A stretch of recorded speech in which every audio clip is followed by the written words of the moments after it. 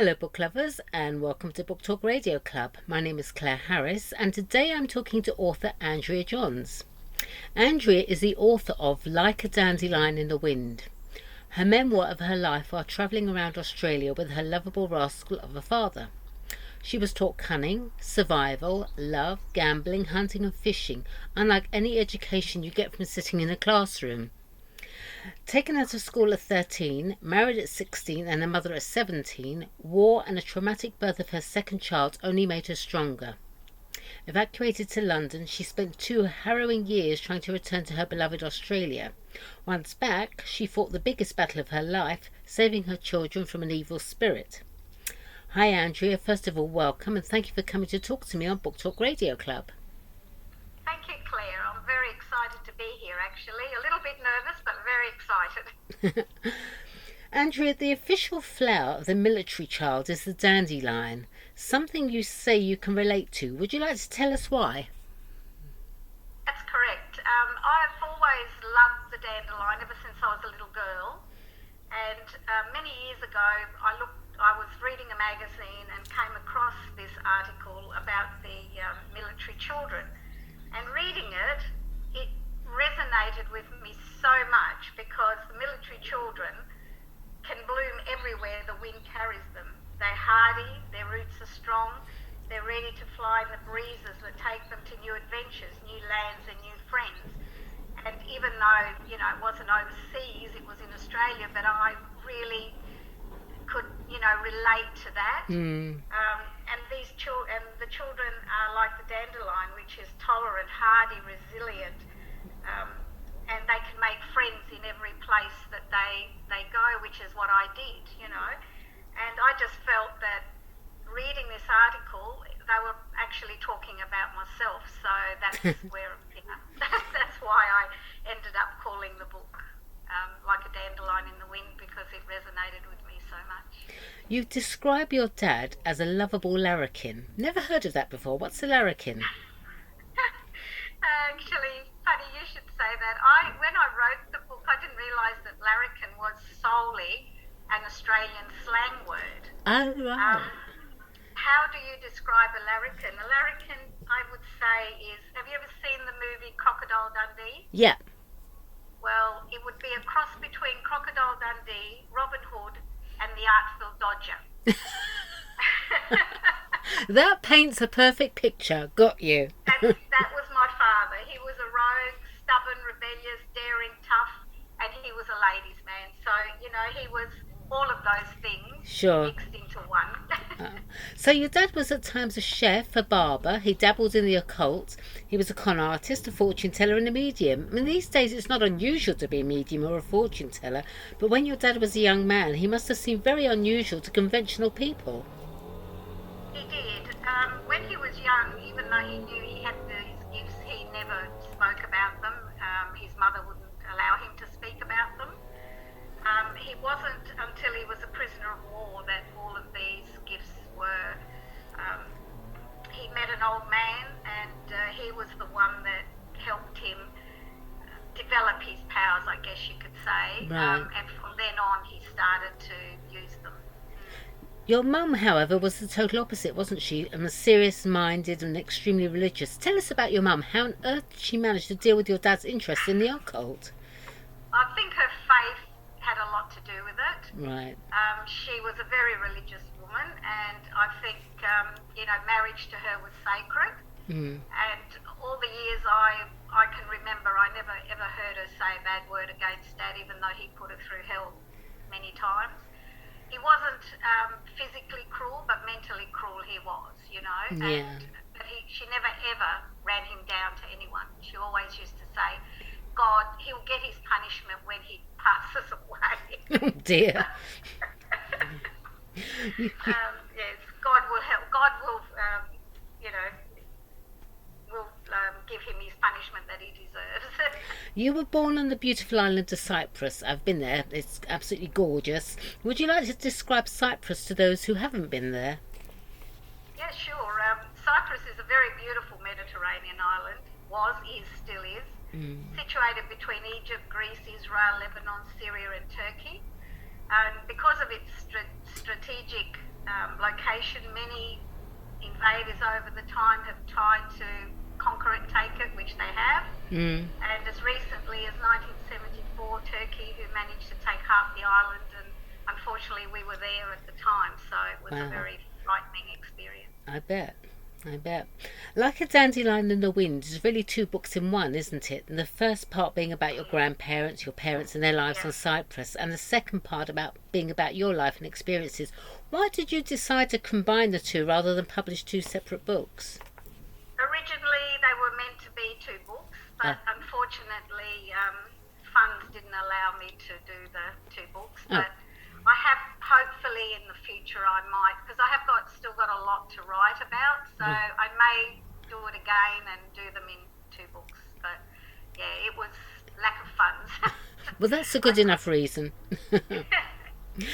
Your dad was captured and spent 5 years in a prisoner of war camp. Did he ever talk to you about that time?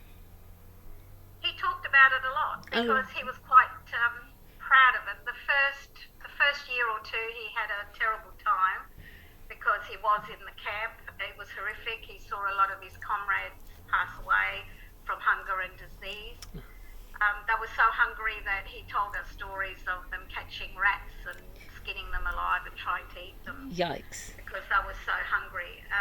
But then, he sweet-talked himself his way into the commander's home as a gardener, repairman, cook, whatever he did, which gave him some certain privileges which allowed him to wander a bit freer in the camp. So he used to often sneak food to his comrades.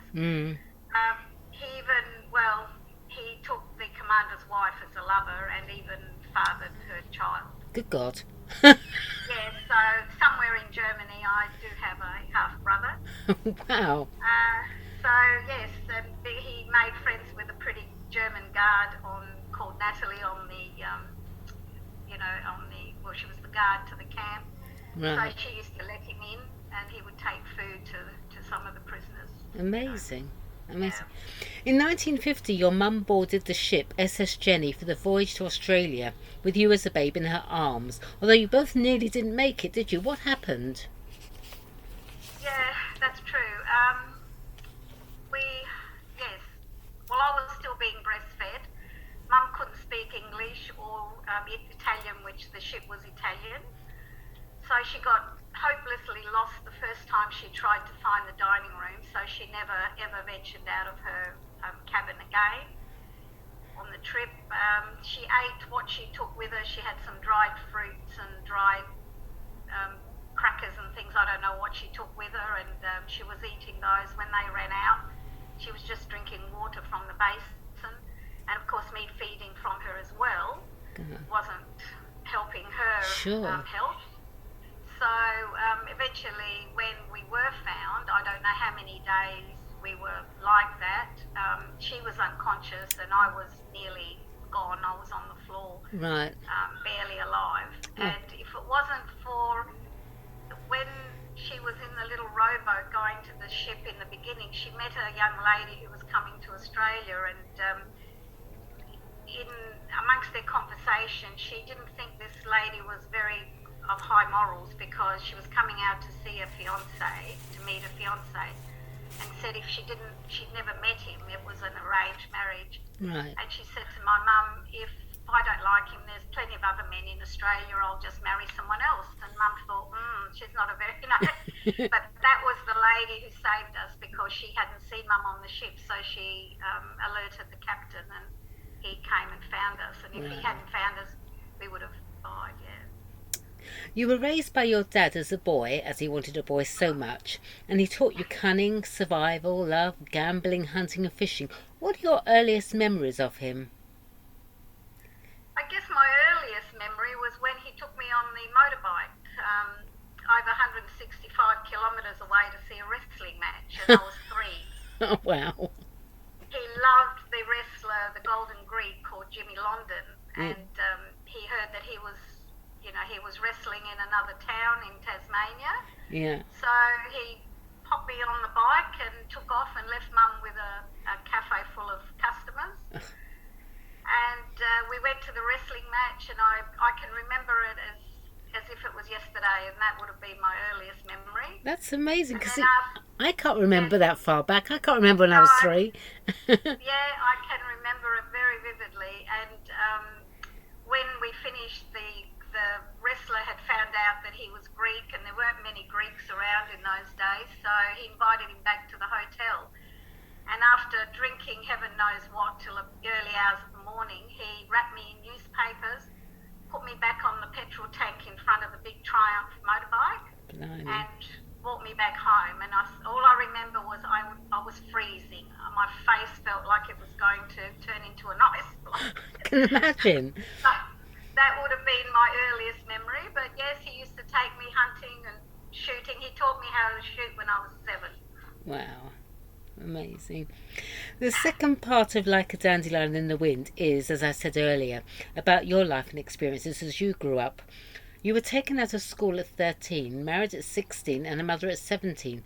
Was your marriage arranged as per your mum before you and her mum before her? Yes, it was. It was, in a way. My husband was being promised to a friend of mine, actually. Right. And when his parents came to see her, his mother thought, oh, no, she's more suited to my son than that one. Right. And I think his niece, who was 9 at the time, I'd say she would be the youngest matchmaker ever. All I heard was how I was going to marry her uncle and how good looking he was, and that when will I fall in love with him, because she wanted to be my flower girl. Oh. You ended up... So it went from there. All right. You ended up in London, where you spent 2 harrowing years trying to return to your beloved Australia. What were you doing in London? Why did you end up in London? We ended up in London because we were in Cyprus at the time, in the 1974 Turkish invasion. Oh, I see, right. And my husband was lucky that he worked at the English base in Decatur. Right. And so we did stay for the queue and for the 2 rounds of fighting, but then we got evacuated to London. Right.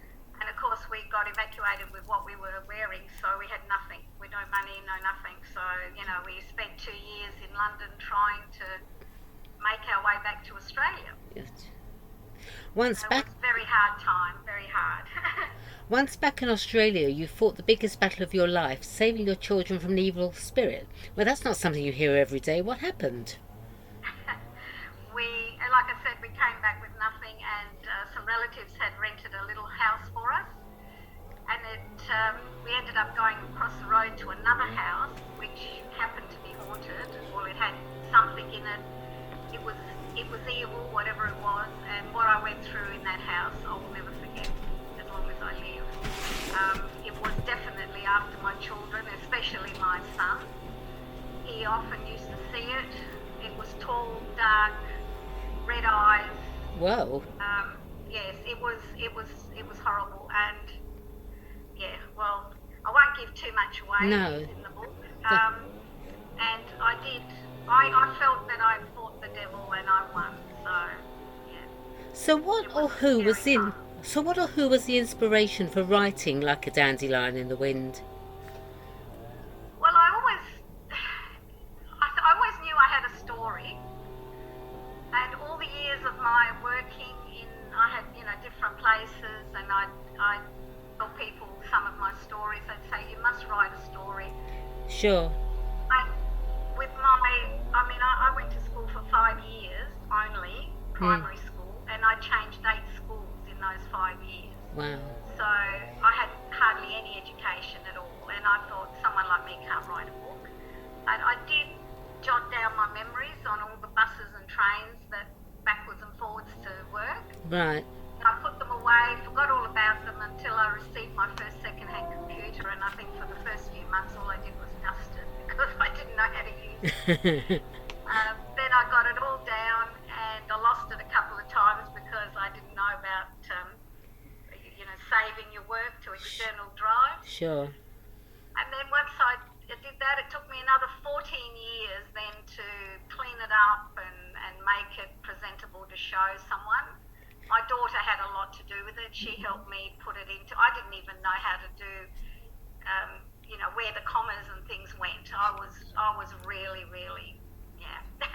But you had the help of an editing program, and as you said, your daughter.